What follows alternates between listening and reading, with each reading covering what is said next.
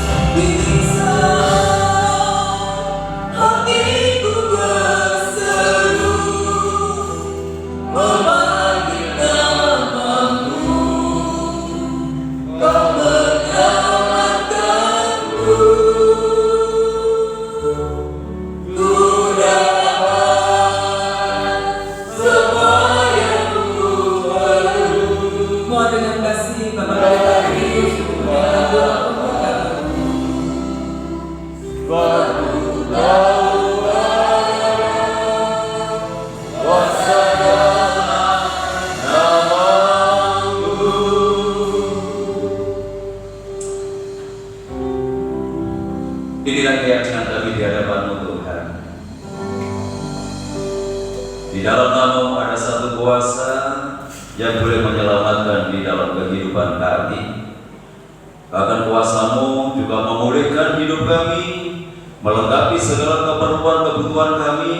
Bahkan kuasa boleh memelihara kami, dan kami menyadari kalau kami ada sebagaimana kami ada pada sore hari ini, semua oleh karena kuasa nama-Mu yang Engkau nyatakan di dalam kehidupan kami. Bersyukur pada sore hari ini, satu kesempatan lagi kebuka bagi kami, untuk kami dapat datang kepada Tuhan lewat ibadah yang Kau sediakan bagi kami pada sore hari ini. Biarlah ibadah ini boleh membawa kehidupan kami semakin dekat dengan Tuhan, semakin mengenal kepada Tuhan, dan hati kami boleh semakin diberikan dengan sukacita oleh karena Tuhan yang bekerja di dalam kehidupan kami. Memberkati ibadah ini mulai dari awal hingga selesainya. Untuk itu kami serahkan hamba-hamba-Mu yang bertugas pada sore hari ini, baik leader singer, pemain musik, ketua LCD, hamba-Mu yang akan menyampaikan kebenaran firman-Mu. Mari Tuhan Kau nyatakan kuasa pengurapan-Mu, sehingga setiap pelayanan hamba-hamba boleh menjadi berkat bagi sidang jemaat-Mu yang sudah menantikan pelayanan pada sore hari ini. Menyerahkan saudara-saudara kami yang lain yang saat ini mungkin masih dalam perjalanan, jaga lindungi sertai tuntun dan bimbinglah mereka segera tiba di tempat ini bersama kami untuk memuliakan Tuhan.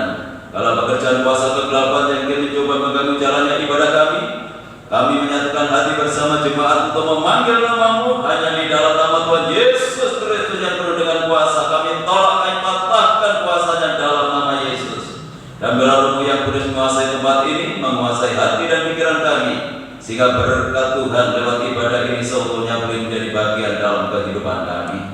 Tuhan berkati setiap gereja-gereja-Mu yang saat ini sedang mengadakan ibadah yang sama itu kami lakukan, sebagaimana Tuhan memberkati kami. Tuhan memberkati mereka semuanya, agar nama Tuhan dipermuliakan. Hanya di dalam nama Tuhan Yesus Kristus Kepala Gereja, kami serahkan segala doa kami buka ibadah kami pada sore hari ini, dan yang siap untuk memuliakan Tuhan, mari bersama kita katakan, amin.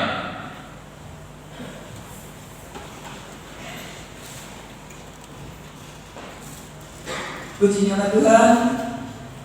Pada petang hari ini, mari kita satukan hati kita untuk memuji Tuhan. Kita tidak akan lelah untuk memuji dan memuliakan nama Tuhan, untuk bekerja di ladangnya Tuhan. Jangan lelah bekerja di ladangnya Tuhan.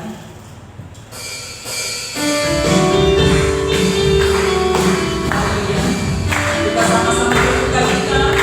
Saya Tuhan sudah doa untuk bangkit berdiri. Haleluya.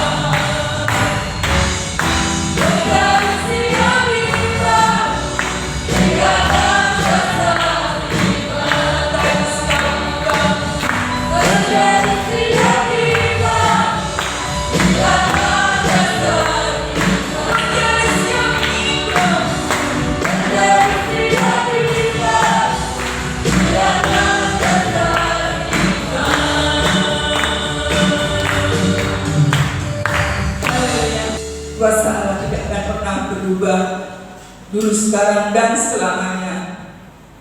Hanya saja kita sebagai orang yang percaya kepada Tuhan tinggal menunggu waktunya, dan waktu Tuhan adalah waktu yang terbaik.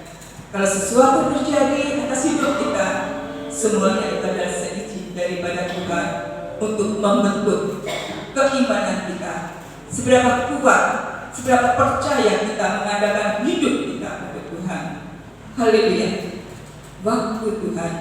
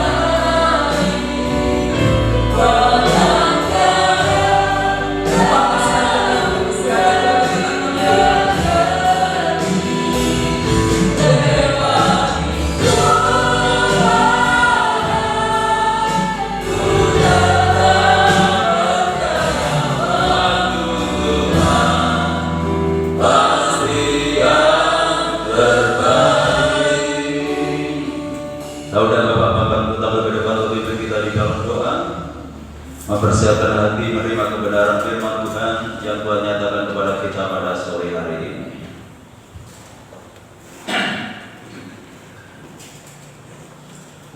Haleluya. Bapa, di dalam nama Yesus, kembali kami naikkan puji syukur kehadiran-Mu ya Tuhan, buat kasih anugerah yang Kau nyatakan di dalam kehidupan kami, sehingga pada saat malam hari ini Tuhan, Engkau masih memberi kesempatan kepada kami untuk beribadah kepada Engkau, untuk memuji, menyembah dan mengagungkan nama daripada Engkau, supaya setiap puji-pujian yang kami persembahkan bisa berkenan di hati Tuhan dan bisa menyenangkan hati daripada Tuhan. Terima kasih Tuhan, dan sebentar lagi kami akan diberkati dengan kebenaran firman Tuhan. Engkau persiapkan kehidupan kami, hati, pikiran, pendengaran kami layakkan untuk dibentuk oleh firman Tuhan, karena firman Tuhan yang memberi kekuatan di dalam kehidupan kami. Terima kasih Tuhan, dan kami serahkan hamba-Mu yang akan menyampaikan sabda kebenaran firman Tuhan. Engkau urapi segala persiapannya Tuhan. Engkau tambah-tambah hikmat al budi daripada Engkau. Biar kuasa Allah sendiri Tuhan menguasai dalam kehidupan hamba ini, sehingga setiap firman disampaikan boleh diterima oleh seluruh sidang jemaat di tempat ini Tuhan, sehingga makin hari makin berkenan di hadapan Engkau.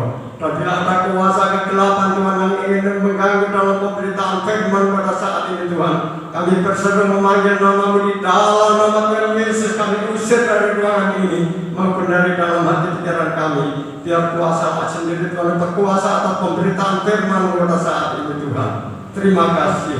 Kami sambut kepada firman hanya di dalam nama Tuhan Yesus. Haleluya. Amin.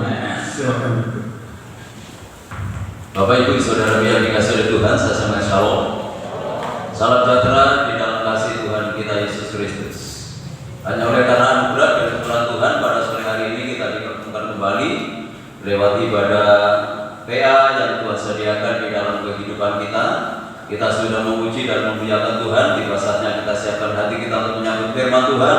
Firman Tuhan pada malam hari ini akan disampaikan oleh Bapak Pendeta Muda Joko Suwarno. Untuk itu waktu dan tempat saya sediakan. Sidang jemaat yang kasih Tuhan, saya sampaikan salam. Puji Tuhan, jika pada malam hari ini kita bisa beribadah pada Tuhan, kita masih diberkati dengan kekuatan, kesehatan, perpanjangan umur. Mari kita pergunakan waktu kita sebaik-baiknya. Puji Tuhan, malam ini firman Tuhan saya dengan tema perubahan hidup. Jadi setiap keimanan Kristian kita harus memiliki satu rencana, memiliki satu target untuk hidup ini berubah. Firman Tuhan mengatakan sampai di mana perubahannya, yaitu sampai sama seperti gambar Allah. Sebab rencananya Allah adalah kita itu diciptakan serupa dengan gambarnya. Nah, itulah yang sebenarnya harus menjadi target di dalam keimanan kita sampai titik darah yang penghabisan. Jangan sampai kita belum sampai ke sana, Tuhan kita panggil.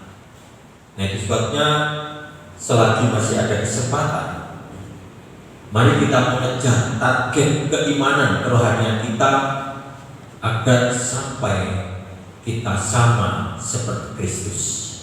Yang kita baca di dalam Ayub 23 ayat 10 sampai 12.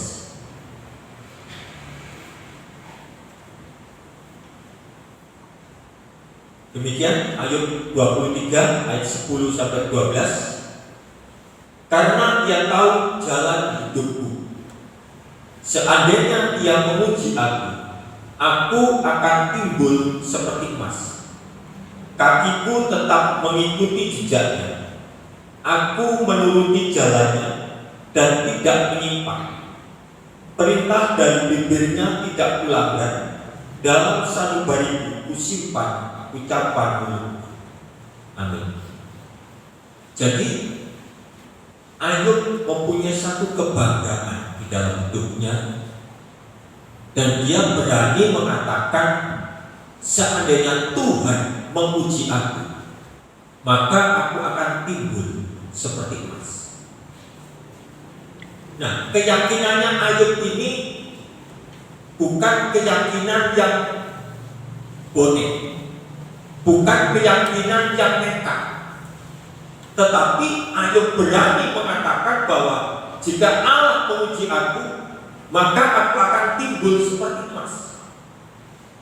Ini dibuktikan dengan ayat 11 mengatakan bahwa kakiku tetap mengikuti jejaknya.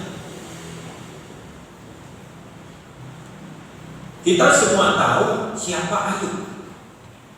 Bukan orang yang mudah di dalam hidupnya, orang yang dicobai dengan luar biasa. Dan tidak semua orang mungkin di dunia ini yang mampu sanggup seperti Ayub. Tetapi dia mengatakan bahwa kakiku tetap mengikuti jejaknya. Aku menuruti jalannya dan tidak menyimpang. Biasanya orang kalau kondisinya aman, sehat, tidak terganggu apa-apa, biasanya kuat, imannya mungkin tidak menyimpang. Tetapi belum tentu di saat kita itu menghadapi ujian, belum tentu kita di saat menghadapi cobaan. Tetapi Ayub ini sudah membuktikan.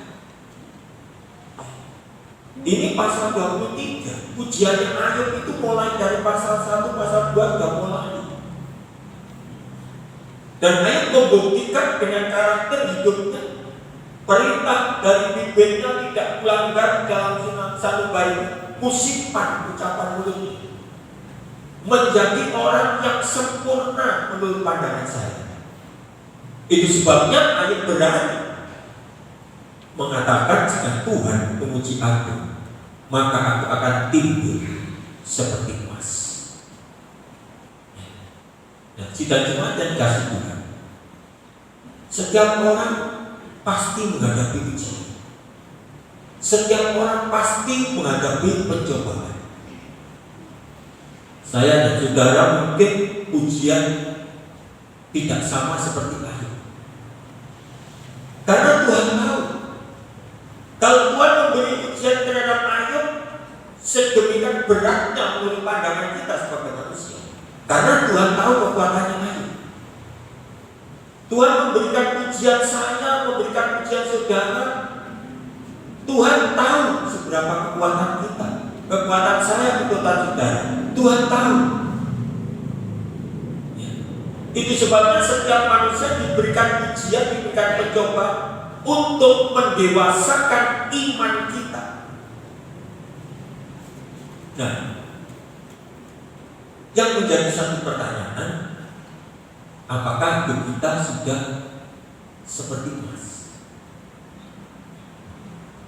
Jadi, yang disebut seperti emas itu, ya kakinya tetap mengikuti jejaknya, tidak melanggar jalannya, tidak menyimpang kemana-mana, perintahnya di dalam bibirnya tidak melanggar, di dalam bibirku selalu menyimpang ucapannya. Luar biasa. Seringkali kita mengatakan bahwa, sering kita mendengar ya, terlalu berat cobaanku, terlalu berat ujian. Tetapi mari kita pada malam hari ini, kita tidak mengatakan benar, sebab Tuhan tahu seberapa kekuatan kita. Kalau kita semua sudah mengerti bagaimana awalnya Ayub itu diizinkan oleh Tuhan untuk menghadapi pencobaan. Dan firman Tuhan juga banyak yang menegaskan bahwa ujian tidak bentuk untuk meningkatkan keimanan kita, untuk menguji kita, apakah kita tetap setia di di dalam Tuhan. Nah, kenapa? Ayo berani mengatakan seperti ini. Dan kenapa emas itu menjadi satu incaran di dalam keimanan kita, menjadi satu target di dalam kehidupan kita. Kita nanti akan belajar bagaimana iman yang terbukti seperti emas, dan bagaimana jika iman kita nanti pada akhirnya tidak menjadi emas. Nanti akan kelihatan. Nah, jadi mari kita melihat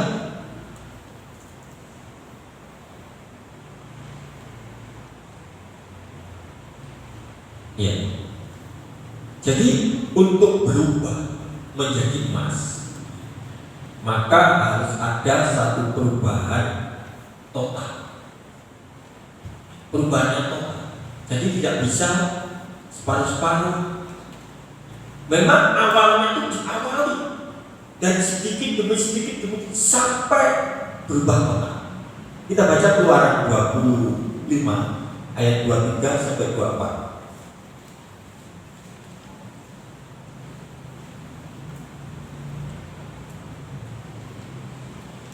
Keluaran 25, 23, 24. Lagi haruslah engkau membuat meja dari kayu penaga, 2 hasta panjangnya, sehasta lebarnya, dan 1,5 hasta tinggi. Haruslah engkau menyalutnya dengan emas murni dan membuat bingkai emas sekelilingnya. Ini peralatan yang akan ditempatkan di dalam kemah perjamuan Tuhan, kemah tabernakel. Pembuatan emas ini harus dari kayu penaga. Kayu penaga itu kalau saudara melihat di ensiklopedia, kayunya itu hitam, kuat, keras. Tetapi juga harus disalut dengan emas, sehingga yang kelihatan bukan kayunya lagi. Jadi peralatan di kemah tabernakel meja itu kelihatannya itu emas.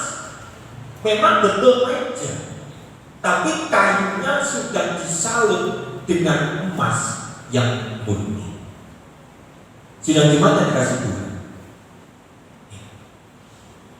Meja itu berbicara tentang hati manusia.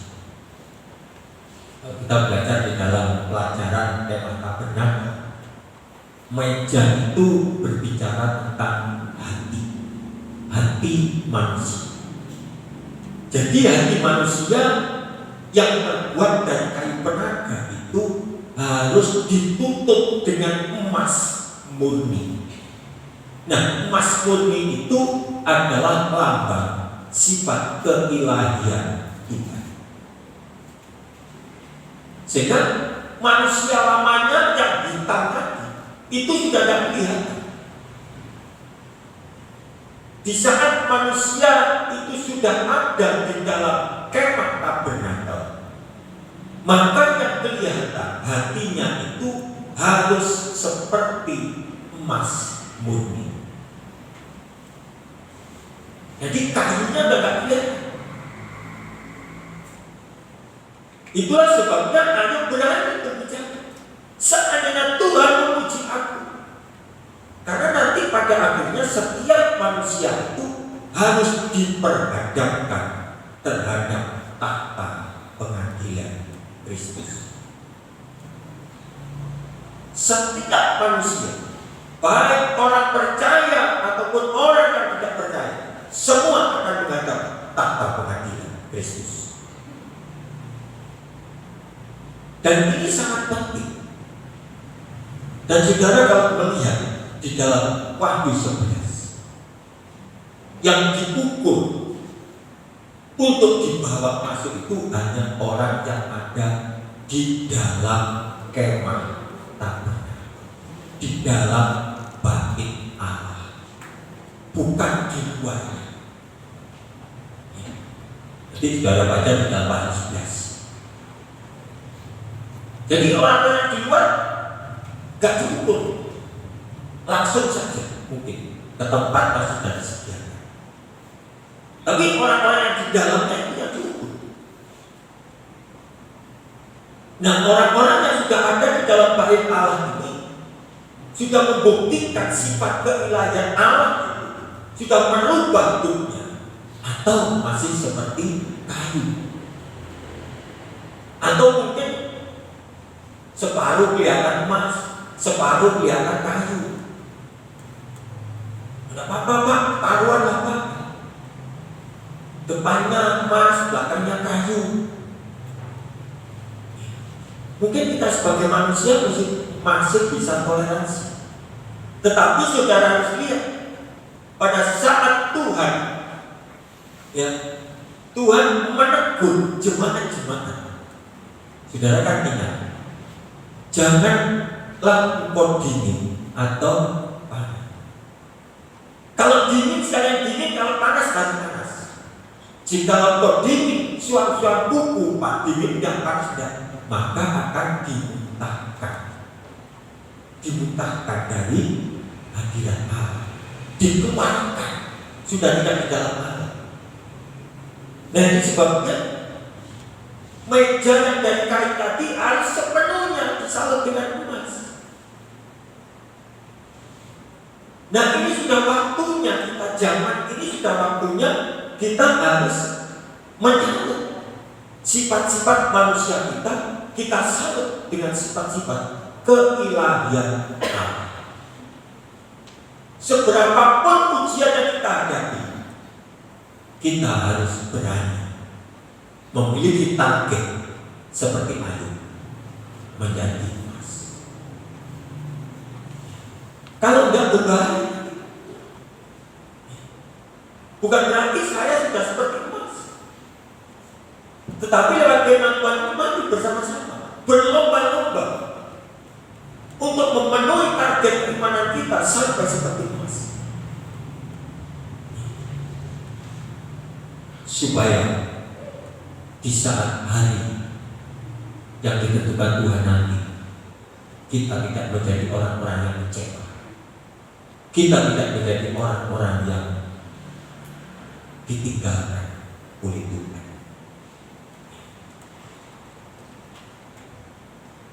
Ya. Jadi mengapa meja dan kayu itu harus disalut dengan emas murni? Ini sedikit saya berikan kabar.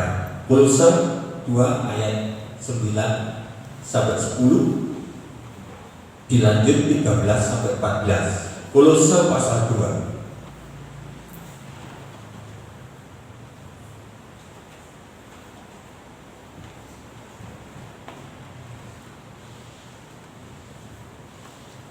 Jadi sifat manusianya harus diganti. Kolose 2:9, sebab dalam dialah berdiam secara jasmani seluruh kepenuhan ke Allah, dan kamu telah dipenuhi di dalam Dia. Dan bawahi, kamu dipenuhi kalau di dalam Dia.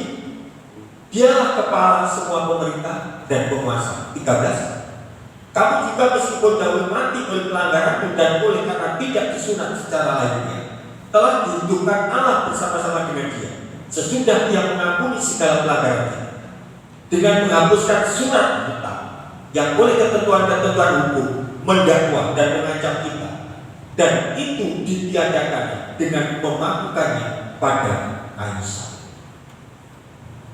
Di saat hati kita masih seperti kayu, maka surat hutang yang selalu mendakwa kita itu nanti yang akan menuntut. Tetapi di saat hati kita sudah disalut oleh keilahian Allah, maka di saat kita sudah disalut di dalam Allah, maka disitulah hidup manusia itu memiliki sifat kepenuhan keilahian Allah. Jadi kapan manusia itu mampu memiliki sifat keilahian Allah? Yaitu di saat manusia itu benar-benar berada di dalam Allah. Nah, bagaimana untuk merealisasikan manusia di dalam Allah? Kan tidak kelihatan. Yang menjadi ukurannya seperti yang dikatakan oleh ayat tadi. Aku tetap mengikuti jejaknya. Perintahnya tidak kulanggar. Ucapan bibirnya kusimpan dalam mulutku. Itu acuannya. Jika kita sudah selalu mengikuti jejaknya, kita sudah tidak menyimpang terhadap firman-Nya ke kiri atau ke kanan, dan hati mulut kita sudah penuh dengan firman Tuhan, itulah yang dikatakan kita di dalam Tuhan. Itu sebabnya di dalam ayat 13 ini dikatakan, meskipun kamu mati oleh pelanggaran, oleh karena tidak disunat secara lahiriah. Di dalam zaman Bapak Abraham, orang yang tidak disunat secara lahiriah itu orang kafir, orang yang tidak percaya kepada Tuhan. Nah, telah dihidupkan Allah bersama-sama dengan Dia. Bukan dihidupkan sendiri, dihidupkan Allah bersama-sama dengan Dia. Jadi Allah selalu ikut di dalam kita, bukan sendirian. Ya, sesudah Dia mengampuni pelanggaran kita. Tetapi jika tidak, yaitu sunat mutlak, manusia lama, manusia yang belum disunat secara rohani tadi, itu nanti yang akan mendakwa kita. Jadi kita harus hati-hati. Maka disitulah mari sifat manusia yang diganti dengan sifat kepenuhan keilahian Allah, sifat kealahan, seperti yang dikatakan oleh Ayub tadi.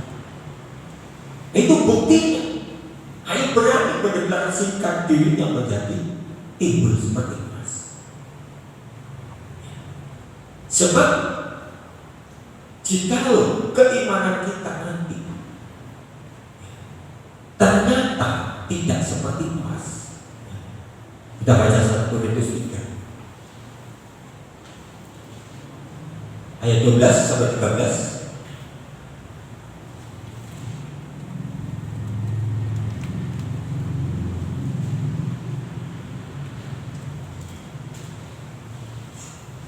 Satu Korintus 3 ayat 12 sampai 13. Entahlah orang membangun di atas dasar ini dengan emas, perak, batu permata, kayu, rumput kering atau jerami. Sekali-kali pekerjaan masing-masing orang akan nampak, karena hari Tuhan, dan dibawahi, karena hari Tuhan akan menyatakannya, hari Tuhan akan membuktikannya, sebab Ia akan nampak dengan api, dan bagaimana pekerjaan masing-masing orang akan diuji oleh api. Jerami kalau diuji oleh api 14 banyak. Rumput kering sama dengan jerami. Kayu habis juga. Tetapi emas semakin diuji oleh api, semakin timbul kemurniannya. Untuk memurnikan emas dari semua kotorannya, itu tidak bisa diuji pakai bahan kimia apapun. Untuk memurnikan emas yang murni itu harus diuji, dibakar, sehingga emasnya menyisir, kotorannya menyisir. Ya, ada satu bantuan obat kimia, namanya saya tidak tahu, tapi tetap prosesnya lewat api. Nah, di sini nanti dikatakan dengan tegas, karena hari Tuhan akan menyatakannya. Karena hari Tuhan nanti akan membuktikannya. Dan disinilah kita harus berhati-hati dan harus berani mengejar target keimanan rohani kita. Seperti apa aku sekarang ini? Apakah aku sudah seperti emas, seperti perak, seperti batu permata, atau masih seperti kayu, bahkan seperti rumput kering, parahnya seperti jerami?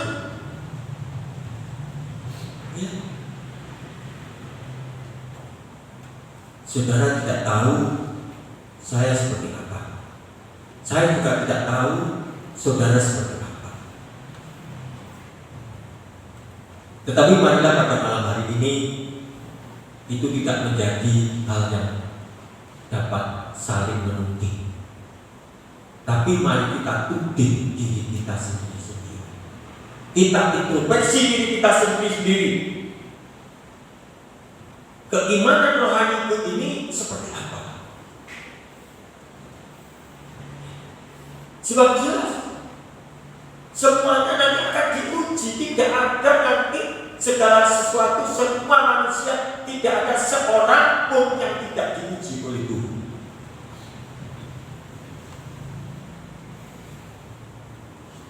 Yang menjadi jemaat, mari jadi jemaat yang setia, yang sungguh-sungguh, yang menjadi pelayan. Mari jadi pelayan yang sungguh-sungguh, jangan jual mahal. Ya.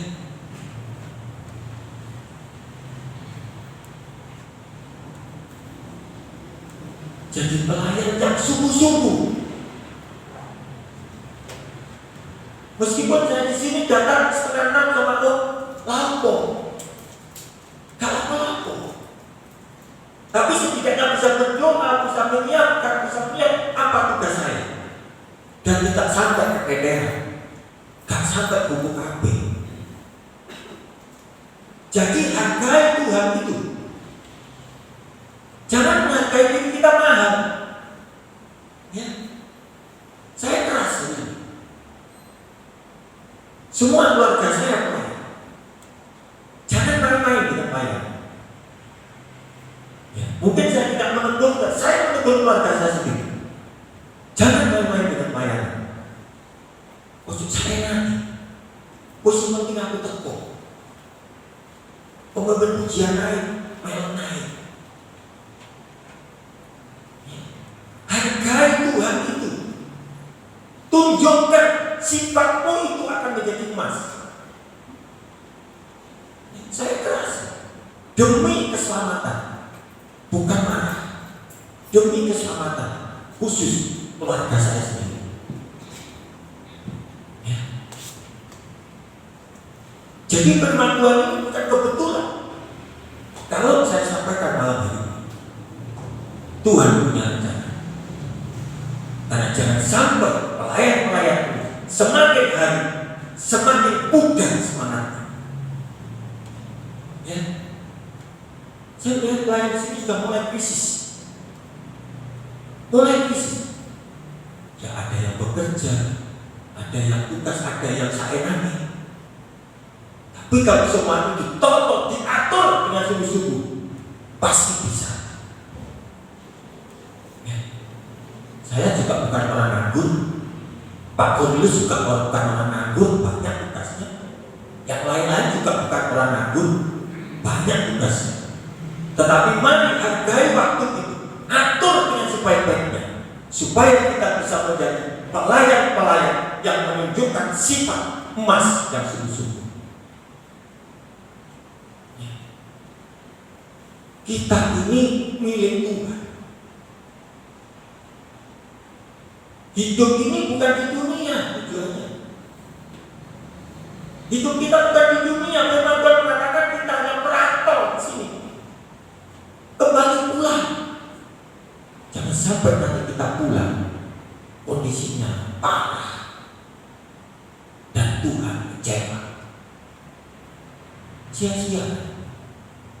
Nah, mari pada malam hari ini dengan firman Tuhan yang keras kita dapat memacu target keimanan kita sampai seperti emas. Sebab di sini kita sudah membaca di dalam belajar 1 Korintus 3 ini, Nanti perabot ini ada dipakai untuk hal-hal yang mulia, dipakai untuk hal-hal yang biasa. Tapi mari kita memenuhi targetnya Tuhan. Kita nanti akan dipakai untuk hal-hal yang mulia.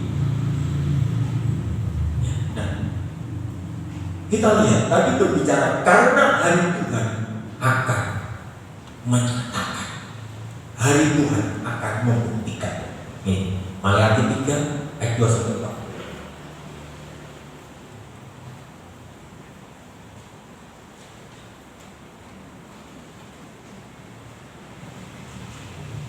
Siapakah yang dapat tahan akan hari kedatangannya?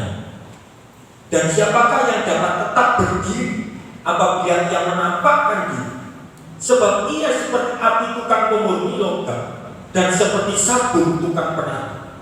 Ia akan duduk seperti orang yang memurnikan dan mentahirkan perak, dan ia mentahirkan orang lain, menyucikan mereka seperti emas dan seperti perak, supaya mereka menjadi orang-orang yang mempersembahkan kurban yang benar kepada Tuhan. Maka persembahan Yehuda dan Yerusalem akan menyenangkan hati Tuhan, seperti pada hari-hari dahulu kala dan seperti tahun-tahun yang sudah. Jika kita ingin persembahan kita dipandang Tuhan sebagai persembahan yang benar, maka kita harus siap untuk dimurnikan oleh Allah. Kita harus siap dicuci oleh sabun dikatakan seperti tukang penata, ya, supaya mereka menjadi orang-orang yang mempersembahkan kurban yang benar. Jika kita ingin pelayanan kita dipandang benar oleh Tuhan, mari kita merelakan diri, merelakan hati kita untuk dimurnikan seperti perak, seperti emas, dibakar dengan api, ditegur. Kita harus rela. Sebab hari Tuhan ada menyatakan kata, siapakah yang dapat tahan akan hari kedatangannya? Sebab pada hari kedatangannya Tuhan nanti yang dicari hanya satu, orang yang benar.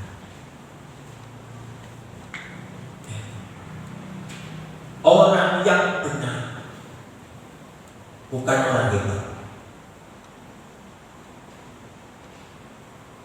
Sebabnya mari pada malam ini, selagi kita masih ditegur, masih diingatkan oleh firman Tuhan, kita bersukacita di dalam Tuhan.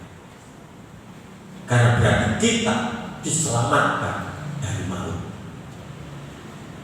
Kita diarahkan menuju kebenaran, diarahkan menuju suasana surga.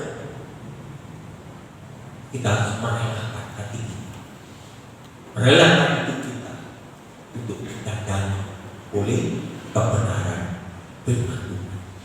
Sehingga inilah yang harus terjadi pada hidup kita di dunia ini. Itu tadi menata keimanan kita. Nah inilah yang harus terjadi di dalam hidup kita di dunia ini. Roma 12 ayat 2. Dah hafal?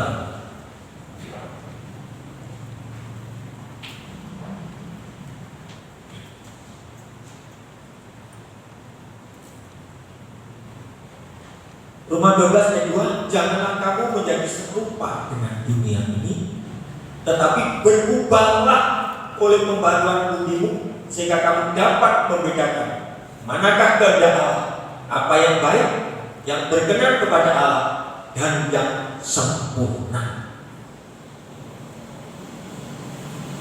Ya.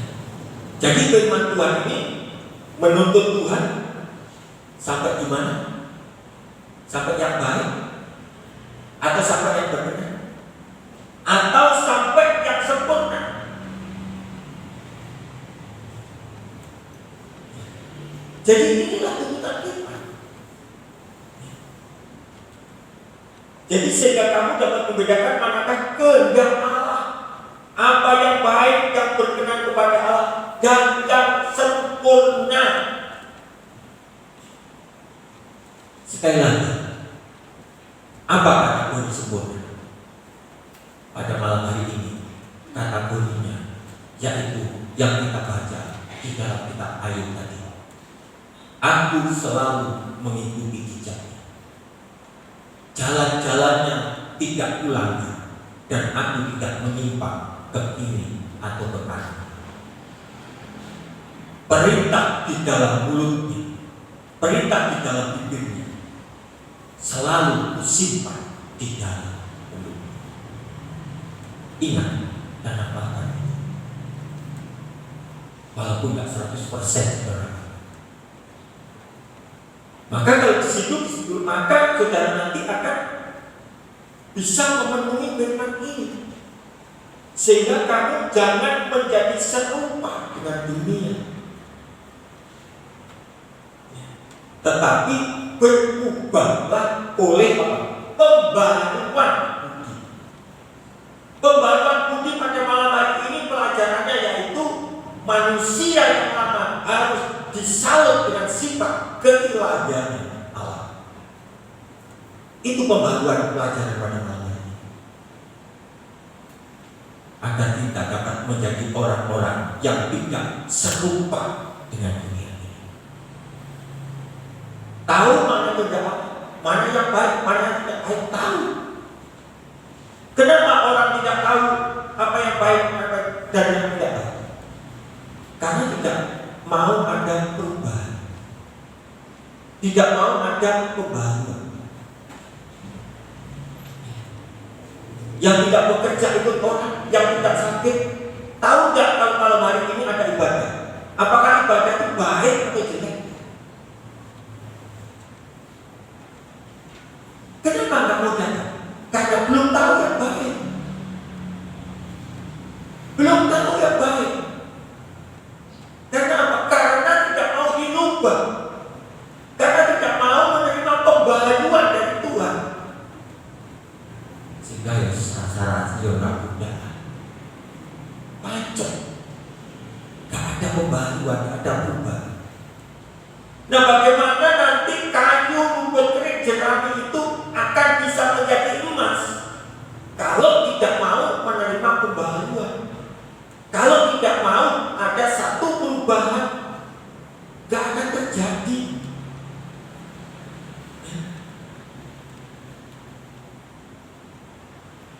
Memang kita sebagai manusia itu banyak sekali kesibukannya, ya, banyak sekali kesibukannya, dan semua orang mengalami. Tetapi kalau kita takut akan Tuhan, beda ceritanya.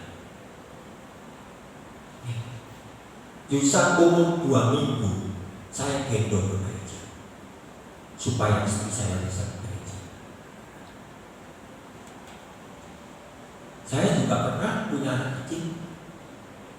Saya hidup serumah, gak ada orang tua, tak mandi-mandikan sendiri anak saya. Umur 1 hari 2 hari tak mandikan sendiri. Sore kenapa? Supaya bisa ke gereja.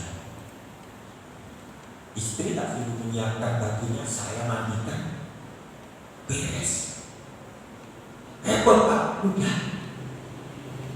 Sampai besar saya tidak merasa direpotkan masalah kegiatan gereja oleh adanya anak.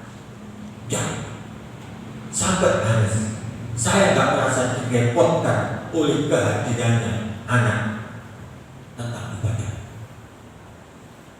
Karena semuanya saya atur waktu.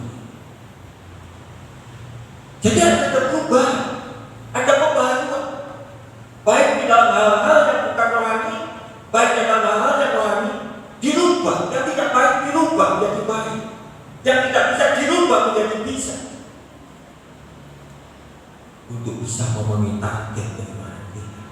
Kalau tidak, maka akan tetap yang jerami tetap menjadi jerami, yang rumput kering, yang kayu akan tetap seperti itu. Dan nanti pada hari Tuhan datang, maka akan sangat-sangat kecewa, sangat-sangat kecewa. Nah, sidang Jumat yang kasih Tuhan, mari kita masih mempunyai waktu. Semua orang memiliki kelemahan, setiap orang memiliki kekurangan, termasuk saya. Bukan berarti saya berbicara ini sudah benar, tetapi mari kita bersama-sama dengan waktu yang masih ada ini, kita dandani hidup kita, kita rubah hidup kita perbarui hidup kita sampai seperti emas yang murni. Amin. Tuhan Yesus memberkati.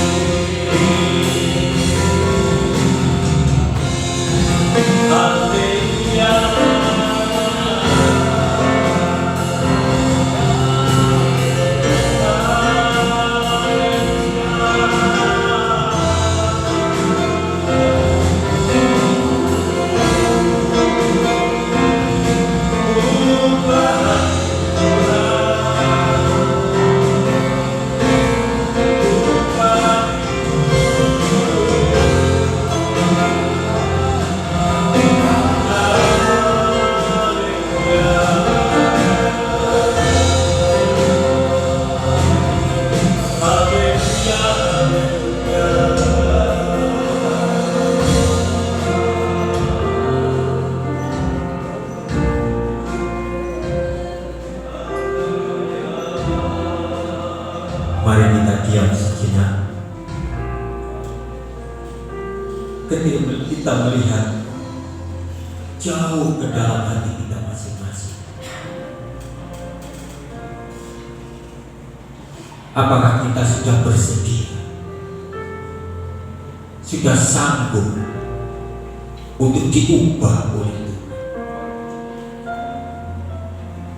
Kristus sudah menyediakan darahnya untuk merubah hidup kita. Sekarang tinggal bagaimana respon kita untuk disalut dengan darah Kristus sampai menjadi seperti emas yang murni. Haleluya. Kita pujikan remnya pujian.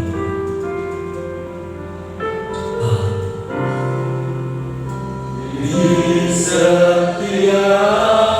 Saya undang Bapak Aris berdoa ke firman Tuhan untuk mendewasakan rohku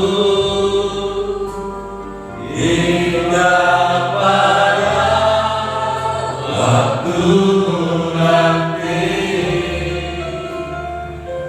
Ku pasti akan timbul seperti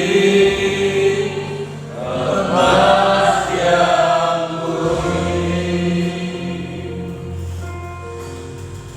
Haleluya, haleluya. Kami bersuka cita Tuhan malam hari ini. Engkau Bapa yang mengasihi kami, Engkau Bapa yang mencintai kami, Engkau Bapa yang tidak membiarkan kami terhilang Tuhan. Haleluya, melalui penyampaian firman-Mu pada malam hari ini Engkau menunjukkan kasih-Mu kepada kami Tuhan. Banyak hal Tuhan yang sudah kami lewatkan di dalam kehidupan kami. Terima kasih Bapa, sekali lagi kami bersyukur Bapa. Kau menunjukkan kepada kami Bapa, bukan api biasa Tuhan untuk memurnikan emas, tetapi api yang menyala-nyala yang begitu panasnya, supaya emas itu boleh timbul dan murni Bapa. Terima kasih Bapa, ampuni kami Bapa, ampuni kami Bapa. Sekali lagi ampuni kami ya Tuhan, kalau seringkali kehidupan kami Tuhan lebih mementingkan kehidupan kami di dunia ini, tetapi kami lupa bahwa tujuan hidup kami adalah alam berikutnya Bapa, alam kekekalan Tuhan. Terima kasih Bapa sekali lagi buat kemurahan-Mu. Terima kasih buat kasih sayang-Mu pada malam hari ini. Biar Tuhan Kau memberkati setiap hati, setiap telinga yang mendengar firman-Mu pada malam hari ini, boleh diubahkan hari demi hari kehidupan kami semakin hari semakin berkenan di hadapan Engkau. Kami persembahkan hamba-Mu yang Tuhan sudah pakai untuk menyampaikan sabda firman-Mu, urapi hamba-Mu, pakai pelayanan lebih jauh di hadapan-Mu Bapa. Memberkati kehidupan keluarganya, memberkati seluruh keluarganya untuk juga boleh menjadi berkat Bapa. Terima kasih sekali lagi mengucap syukur. Di dalam nama Tuhan Yesus kami berdoa. Haleluya. Amin. Amin. Selanjutnya saya serahkan kepada Bapak Pendeta Koni. Saya berikan kesempatan untuk Bapak Stephen. Saya mengingatkan bahwa Natal Muda dimulai jam 5:30. Ya, tolong diingat ini. Lalu untuk ibadah Natal umum, yang pertama jam 7, yang kedua jam 9.30. Jadi kalau yang datang biasa datang siang, tidak jam 9, tetapi jam 9.30. Dan untuk anak-anak sekolah minggu sorenya jam 4 sore. Ya, terima kasih. Kita akhiri pada kita malam hari ini dengan satu pujian berjalan nama Tuhan.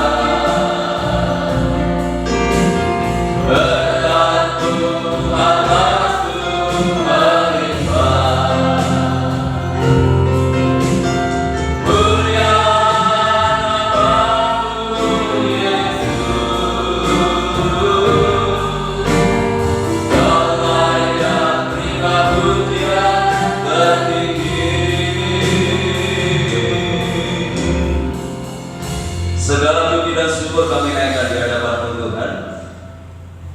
Oleh karena anugerah-Mu dan kemurahan-Mu yang sudah Kau nyatakan lewat ibadah kami pada malam hari ini, mulai dari awal hingga selesainya. Bahkan Engkau sudah menyatakan kebenaran-Mu di dalam kehidupan kami.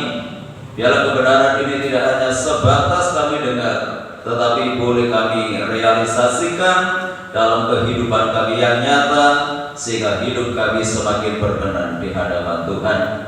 Kami menyerahkan untuk Ibu Gembala secara khusus, biarlah Tuhan semakin menyempurnakan kondisi kesehatannya saat ini. Bapak Ibu kami yang sudah berusia lanjut, Tuhan berkati dengan kekuatan dan kesehatan. Berkati lingkungan kami, kota kami, bangsa dan negara kami dengan ketenangan, kedamaian dan kesejahteraan. Bapak Presiden bersama pimpinan jajarannya, demikian pula pemerintah yang ada di daerah, diberikan hikmat oleh Tuhan untuk dapat membawa bangsa ini ke arah yang lebih baik lagi. Upaya pemerintah untuk memutus rantai penularan COVID-19 kami serahkan dalam tangan Tuhan, berkati sehingga penularan COVID-19 segera berakhir di tengah-tengah bangsa dan negara kami. Kami menyerahkan untuk kegiatan Natal Muda, Natal umum maupun Natal anak-anak sekolah minggu, kiranya Tuhan Engkau menolong, Tuhan Engkau memberkati, Kau sudah melengkapi semua biaya yang kami perlukan. Biarlah berkat-berkat rohani Tuhan juga Engkau nyatakan untuk melengkapi jemaat di tempat ini menjadi jemaat yang layak nantinya untuk menyambut kedatangan Tuhan yang kedua kali. Terima kasih Tuhan. Pada akhirnya kami serahkan seluruh sidang jemaat ke dalam tangan-Mu, baik yang hadir malam ini maupun yang tidak hadir, baik yang ada di dalam kota, di luar kota. Tuhan jaga, lindungi, sertai, tuntun dan bimbinglah mereka, buat tetap hidup dalam kekudusan dan kebenaran dimanapun mereka berada, selalu membuat nama-Mu dipermuliakan. Rumah tangga, keluarga, kehidupan jemaat Tuhan berkati dengan ketenangan, kedamaian dan kesejahteraan. Segala usaha, pekerjaan, tugas dan tanggung jawab yang mereka lakukan, Tuhan buat berhasil. Peliharakan seluruh jemaat dalam kasih-Mu. Tidak ada rumah tangga anak-anak yang hidup di dalam kekurangan. Anak-anak yang masih duduk di bangku sekolah, mulai dari playgroup sampai perguruan tinggi, berkatilah mereka dengan kecerdasan dan kearifan. Jadikan anak-anak yang berprestasi, baik dalam akademiknya maupun non-akademiknya, jadikan berkat di dalam pergaulannya. Sebentar lagi kami akan tinggalkan tempat ini, kembali ke rumah masing-masing. Jaga, lindungi, sertai kami dalam perjalanan, tiba di rumah dengan selamat, tidak kekurangan sesuatu apapun. Kembalikan kami dalam kegiatan ibadah yang akan datang dalam keadaan yang lebih baik dari malam hari ini. Bagi jemaat yang sudah mempersembahkan persembahannya untuk pekerjaan di tempat ini dan mengembalikan perpuluhannya. Tuhan kembalikan berlipat kali ganda sesuai dengan janji firman-Mu. Bapak Ibu Saudaraku yang dikasihi oleh Tuhan, sekarang pulanglah, terimalah berkat damai sejahtera dari Allah Bapa, kasih karunia-Nya dari Tuhan Yesus Kristus, dan lewat persekutuan Roh-Nya yang kudus menyertai dan memberkati kita mulai malam ini sampai Maranatha Tuhan Yesus datang kembali. Dalam nama Tuhan Yesus saya berdoa dan mengucap syukur. Yang diberkati Tuhan, mari bersama kita katakan amin. Selamat pulang, Tuhan memberkati.